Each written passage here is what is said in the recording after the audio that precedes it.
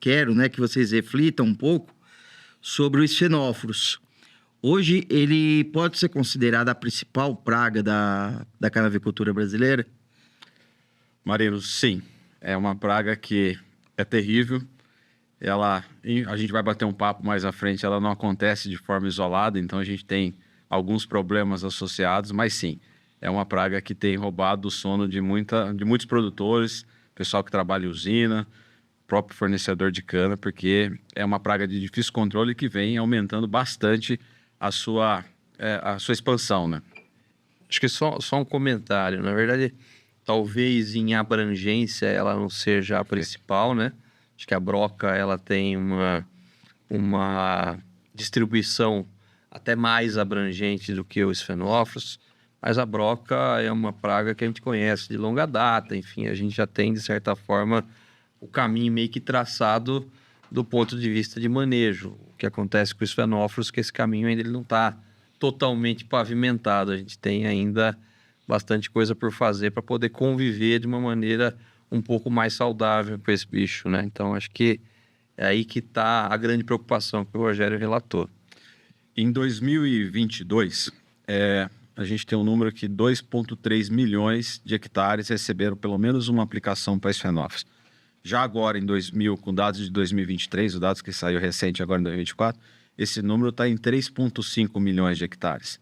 Então, tem um crescimento anual dessa praga significativo. É isso que o Rodrigo falou. Broca está geograficamente mais espalhado, mas os fenófilos também vêm ganhando um volume de área significativo. E lá para dar uma faca? Isso é muito expressivo, realmente. Com relação à área, se a gente for ver, em termos de área, seria a terceira praga, né? Mais importante. Se for em valores financeiros, a gente tem a cigarrinha, depois a broca e o investimento que é feito, né, em defensivos hoje. Primeiro cigarrinha, depois broca e esfenóforos, com o mesmo valor de investimento de quase 140 milhões de dólares no ano, né? Isso só de investimento em defensivo para controle da praga. Então, nesse ponto é expressivo. Agora, sempre que a gente fala de manejo, de qual que é a praga mais importante, qual que é a planta daninha mais importante, qual o fator limitante de produção, né, mais relevante, tem um ponto que eu acho que é sempre bom a gente discutir, é bacana a gente falar um pouco sobre isso, porque que é a questão que a gente tem sempre que lembrar que um fator depende do outro. Não tem um fator que caminha independente, né? Então, estou citando isso, por exemplo, vou fazer uma nutrição foliar em cana e tenho lá um canavial tomado por broca, por cigarrinha, o canavial está estressado, encarretelado, raízes aéreas, né, brotação lateral. Não adianta eu querer manejar com uma nutrição foliar esse canavial, que dificilmente eu vou ter algum tipo de resposta econômica, né? Então, outro exemplo, se eu vou fazer uma correção de solo, estou com um solo compactado, né? Então, é muito difícil eu conseguir ter uma resposta desse manejo num solo compactado.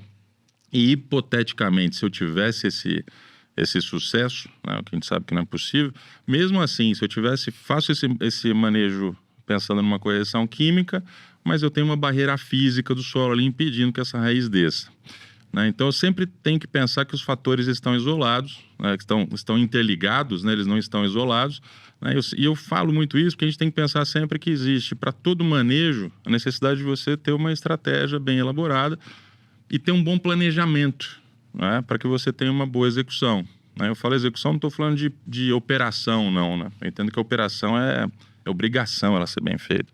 Mas quando eu falo de execução, de executar bem o planejamento, é você executar no momento correto, né? No momento adequado, para que você consiga ter sucesso. E se a gente pegar uma lupa nesse planejamento e olhar especificamente para os fenóforos, né, a gente vai olhar que não adianta eu olhar para os fenóforos e falar só da soqueira. Eu vou controlar os fenóforos em soqueira. Aí, de novo, que nem esses exemplos que eu dei, eu tenho que dar um passo atrás, né? Ir lá desde a eliminação de soqueira, depois acho que o Rodrigo, o Rogério vão falar bastante disso. Treinar a equipe para conhecer a praga. Desde lá de trás, tentar deixar uma janela aí sem cana, quer dizer, com culturas que não sejam, se for fazer uma rotação com culturas que não sejam hospedeiras, né? Então, assim, eu falo isso porque nesse contexto, além da questão financeira, além da questão da área, né? Eu acho que os xenóforos ele ganha uma importância significativa em função principalmente dessa complexidade que ele tem, né? Do manejo. Então, é um negócio muito mais abrangente. O Rodrigo comentou da broca, né? Mas para quem já convive é simples, é muito mais simples, né? Lógico que ela vai causar um impacto econômico se a gente não cuidar, mas ela não tem essa complexidade, né, que os fenóforos exigem, né? E se a gente olha depois para a biologia da praga e tudo mais, aí a gente entende um pouco do tamanho da dificuldade. Então, eu sempre falo assim, onde ela existe, ela acende um sinal de alerta, né? Esse é um ponto... Uma coisa que a gente sempre fala para os produtores nas usinas é, uma vez com os xenóforos, sempre com os fenóforos. A partir daí, ele vai ter que conviver, e aí entra a questão do manejo dele. Senão, se você não tiver um bom manejo, você não vai conseguir conviver com os fenóforos. Acho que o foco de fenóforos é conviver, né? E saber se tem, né? Que, como você falou, 3,5 milhões de hectares identificados, né? Que são tratados. Quanto que não está escondido nisso, né? Acho que tem um ponto importante, Marino, é o seguinte. Quando a gente dá todo essa luz aos fenóforos, ou seja, fala da importância dele, dá a impressão que é uma praga muito nova. E não é tão nova assim, né? A gente conhece os fenóforos seguramente há mais de 20 anos.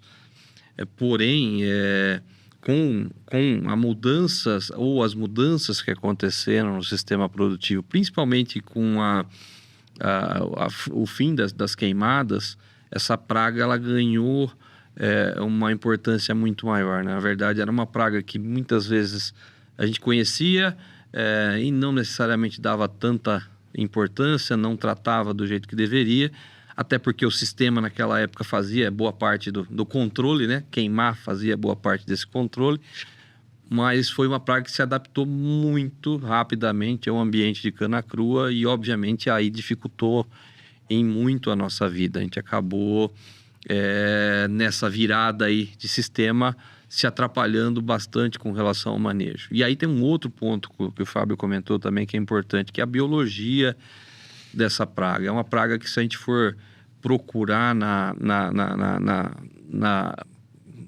bibliografia, na ciência, não existem tantos trabalhos assim detalhando a biologia dela. Os trabalhos que tem são trabalhos mais antigos, num ambiente de cana queimada. Trabalhos mais recentes são bastante escassos. E isso, de certa forma, deixa algumas lacunas do ponto de vista de comportamento dessa praga, e isso dificulta as nossas ações de manejo. Então, tem muita coisa acontecendo hoje, né? Então, tem esforços para poder entender melhor o comportamento da praga, e também tem esforço para poder melhorar o que a gente faz hoje em termos de manejo. E também, sendo repetitivo com relação ao que o Fábio comentou, não tem bala de prata, não tem uma solução que a gente coloque ali, uma única solução que resolva o problema.